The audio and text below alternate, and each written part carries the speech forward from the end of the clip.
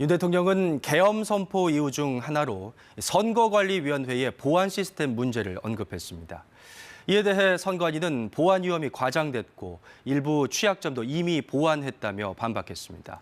또 설사 보안에 문제가 있더라도 대통령이 국방장관에게 시스템 점검을 지시할 일이냐는 의문도 나오고 있습니다. 고은희 기자입니다.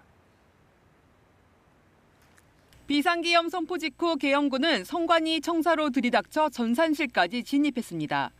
저희가 받은 임무는 선관위에 가서 전산실 위치를 확인해라. 그다음에 거기를 지키고 있다가 다른 팀이 오면 인계해주고. 선관위의 보안이 취약해 전산 시스템 점검을 지시했다는 게 대통령이 밝힌 계엄군 투입의 배경입니다. 지난해 10월 선관위 직원의 컴퓨터가 악성 코드에 감염돼 일부 정보가 유출되는 등 선관위의 보안 문제는 끊임없이 지적돼 왔습니다. 특히 국정원 등이 지난해 실시한 선관위 보안 컨설팅에서 선거 조작이 가능하다는 취지의 결과가 발표되면서 부정선거 논란에 불이 붙었습니다. 당시 국정원은 북한 해커가 선관위 내부망에 침투해 투개표 결과까지 조작할 수 있을 정도라고 밝혔습니다. 국정원의 보고를 받고 충격에 빠졌습니다.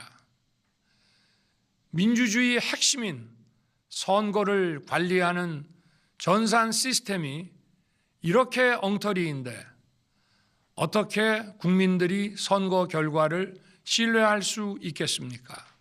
그러나 선관위는 당시 보안 컨설팅 결과 일부 취약점이 발견됐지만 북한의 해킹으로 인한 선거 시스템 침해 흔적은 발견되지 않았다고 강조했습니다. 또 다수의 내부 조작자가 있어야 실제 부정선거로 이어질 수 있다며 대통령 담화는 자신이 대통령으로 당선된 선거관리 시스템에 대한 자기 부정이라고 비판했습니다. 지난 1월 국정원과 함께 보안 시스템을 재점검했는데 기존 지적사항을 전부 수행했고 추가 지적은 없었다고도 밝혔습니다.